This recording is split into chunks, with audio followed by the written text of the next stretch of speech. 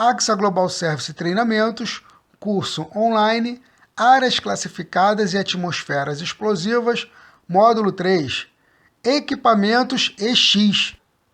Tá vendo aí, meu aluno? Olha só, dá uma olhadinha na simbologia. Viu ali, entre o triângulo tá um EX, nesse hexágono aí tá também um EX. Agora vamos falar com clareza o que significa o EX. Nós já falamos logo lá no início, lembra?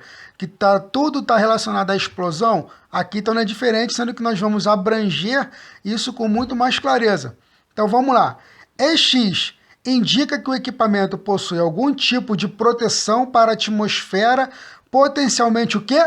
Explosiva. Então, olha só, EX está relacionado a explosivo. Então, por exemplo, se você fala o seguinte, me dá um equipamento EX, o que esse equipamento significa?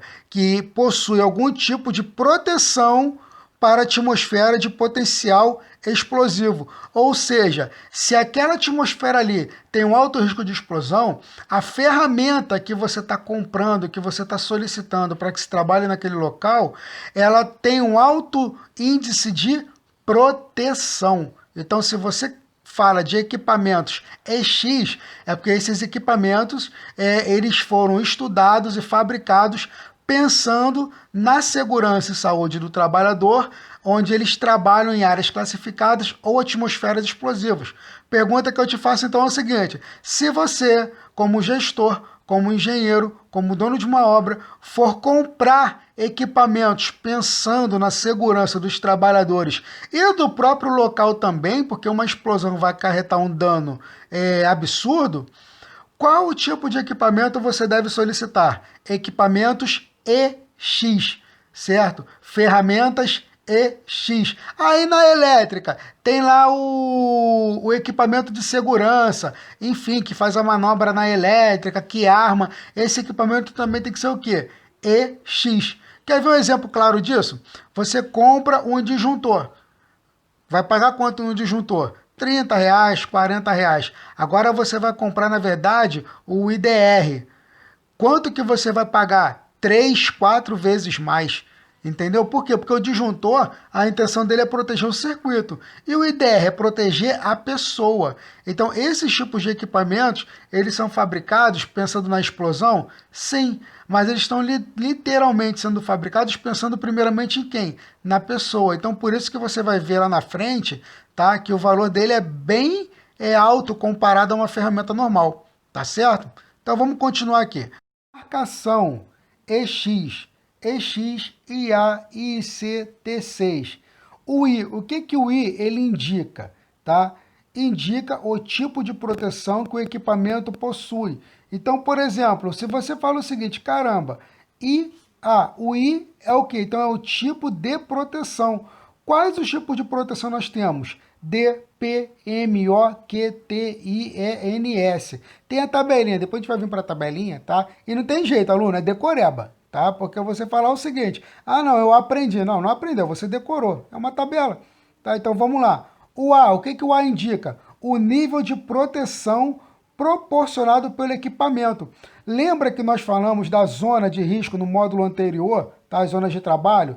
Então, peraí, se você vai comprar uma ferramenta, você tem que saber o nível de proteção daquela ferramenta. Nós vamos falar um pouquinho mais lá na frente sobre isso, tá? Mas que fique bem claro isso.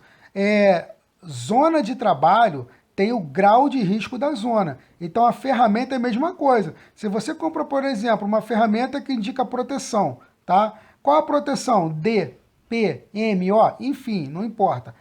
Ela está protegida. Mas espera aí, qual o nível de proteção? O nível de proteção é tipo C, e você está numa área classificada como tipo A ou B. Será que ela vai servir?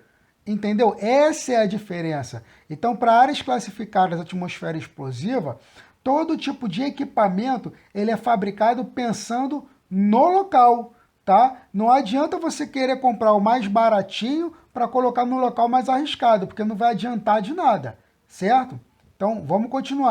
Aqui já falo o seguinte, olha só, duplo barra C indica o quê? O grupo para o qual o equipamento foi construído. Tá? Seja aí, duplo barra A, duplo barra B, duplo barra C, triplo barra A, triplo barra B e triplo barra C. Isso aqui nada mais é do que exatamente o quê? é o tipo de gás que está sendo representado, tá? Então, essa condição de barra A, barra B, barra C é o tipo de gás que está relacionado naquele grupo ali, tá? A gente vai ver também lá na tabelinha, isso é decoreba. T6, o que significa essa condição T? Temperatura, tá? Então, indica a classe de temperatura do equipamento. T1, T2, T3, T4, T5, tá? T6, que seria a temperatura, que é o tempo máximo de poeira, e é medido por graus Celsius. Então, vamos continuar lá. Olha aí, ferramentas antifaiscantes. Observe agora, porque é difícil de você encontrar esses equipamentos EX, antifaiscantes, num canteiro de obra, numa usina, numa indústria, porque o valor dele é muito alto comparado a uma ferramenta normal, de uso normal, seja elétrica ou não. Dá uma olhada só no valor desse alicate aí. Alicate de corte de cobre o quê? Berílio, antifaiscante 8, tá? Olha o valor dele, R$ 910, ou 12 vezes 75. Nem a parcela, tá, é mais barato do que o próprio valor do alicate de corte se fosse um alicate normal. Tá vendo como é que ele é muito mais caro? Olha o alicate de bico, R$ 905. Olha o alicate universal, R$ 870. Então, você observa que o valor ele é muito abusivo. Mas qual que é o assunto? Segurança no trabalho. Então, se um dia você for solicitado para opinar com relação à ferramenta utilizada em locais de áreas classificadas ou de atmosferas explosivas, qual o material, qual o equipamento mais ideal? Equipamentos EX, que são equipamentos pensando no quê? Na proteção do colaborador com relação à explosão e ferramentas antifaiscantes, tá bom? Vamos continuar aí. Tipos de proteção segundo a norma IEC. Equipamento à prova de explosão, EXD. Equipamento pressurizado, EXP. Equipamento imerso em óleo, EXO. Equipamento imerso em areia, EXQ. Equipamento imerso em resina, EXM. Equipamento de segurança aumentada, EXE. Equipamento não acendível, EXN. Equipamento hermético, EXH. Equipamento de segurança intrínseca, EXI. Equipamento especial, EXS. Vale lembrar, meu, que olhando assim, nossa, eu vou ter que decorar isso tudo. É bom você saber pelo menos os principais, que no caso é o que está relacionado à explosão e o que está relacionado à segurança intrínseca, que seria o D e o I, tá? E também tem os equipamentos especiais, que esses entram como classe S. Mas em um tipo de projeto existe o projetista, tá? O engenheiro, mas também no meio do projeto, fazendo parte ali do corpo, tem que ter o especialista no assunto, tá certo? Então só para você não tirar isso da sua cabeça, porque por mais que você esteja se capacitando, tá? Existe também o especialista da área. Agora vamos dar uma olhada nessa outra tabela aí, que ela tá mais simples de poder entender que cada, na verdade, equipamento de segurança, eles se combinam dependendo do tipo de agente que está lá. Olha só, equipamento à prova de explosão. Qual seria o adequado? EXD. Então, se você for no meu loja e tudo mais, falou de explosão, EXD. Agora, se for equipamento pressurizado, EXP. Tá vendo que é só um tipo de equipamento para cada condição? Agora, e se por acaso você for tratar de um assunto onde o equipamento pode estar relacionado a imerso em óleo, areia, tá? Ou resina? EXO, EXQ, EXM. E olha o que fala ali. As partes que podem causar centelhas ou alta temperatura se situam em um meio isolante. Tá certo? Então, olha só, viu aí que é como se eles se combinassem de certa forma. Aí vamos seguir ainda. Segurança aumentada, EXE, somente um. Segurança intrínseca. Opa, o EXA e o EXB, eles estão no mesmo grupo.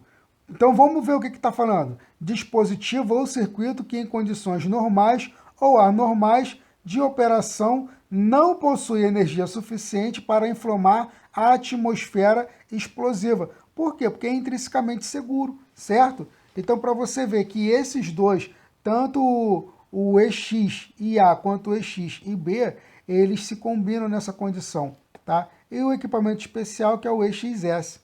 Então, aluno, olha só, dá uma olhada nesse gráfico do caminhão.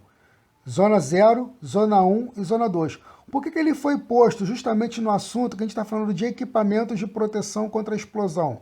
Vamos entender agora. Olha só o que diz. Atenção! Equipamentos EX construídos e certificados para uso em Zona 1, como, por exemplo, o de tipo a prova de explosão, que é o EXD, nós já falamos anteriormente, podem ser utilizados em Zona 2. Lembra quando nós falamos de zona? Qual que é a zona mais arriscada? É a zona 0, 1 ou 2. Primeiro vem a 0, depois a 1 e depois a 2. Então, o que ele está querendo dizer aqui com clareza? Que o equipamento que foi fabricado para a zona 1, ele também pode ser utilizado em zona 2. Por que isso? Agora a gente tem que entender o conceito, tá? Porque, pela lógica, a zona 2 ela representa um risco muito menor de explosão se comparado à zona 1. Certo?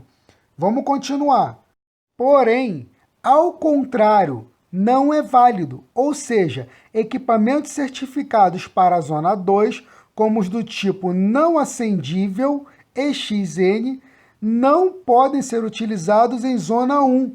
Por quê? Porque pela lógica, vamos lá, qual que é o perigo maior, zona 1 ou zona 2? Zona 1. Então, equipamento de zona 1 eu posso utilizar em zona 2. Sendo que o zona 2 o perigo é muito menor. Então, ou seja, o risco é menor. Então, o equipamento fabricado por uma zona 2, ele não pode ser utilizado em zona 1. Aí você me pergunta, poxa, peraí, professor, então quer dizer, se eu for comprar um equipamento, tá, um dispositivo de proteção, seja elétrico ou não, eu tenho que saber qual a zona de risco que ele vai ser instalada? Exatamente, é exatamente isso. Em outras palavras, é o seguinte, o equipamento que foi fabricado para a zona 0 pode ser instalado e utilizado na zona 1 e 2? Pode. O equipamento que foi confeccionado para ser utilizado na zona 1, ele pode ser instalado na zona 0? Não, porque o risco é maior. E na zona 2 pode? Pode, porque o risco é menor. E o equipamento que foi fabricado para ser utilizado e instalado na zona 2, pode ser instalado na zona 1? Não, porque o risco é maior, tá? E pode ser instalado na zona 0? Menos ainda, tá? Fora de cogitação, tá? Isso por quê? Porque, na verdade, o equipamento ele é fabricado de acordo com o nível de periculosidade do local. Nós já falamos isso anteriormente. Então, a condição é a seguinte: antes de você se submeter a uma atmosfera explosiva, você tem que saber se você está atuando em área de zona 0, zona 1 ou zona 2. Porque se você estiver atuando em área, por exemplo, de zona 1 e os seus equipamentos foram fabricados para ser utilizados e instalados em zona 2, cabe a você o direito de recusa. Tá certo? Bom, vamos fechar aqui, tá, mais esse módulo e até a nossa próxima aula.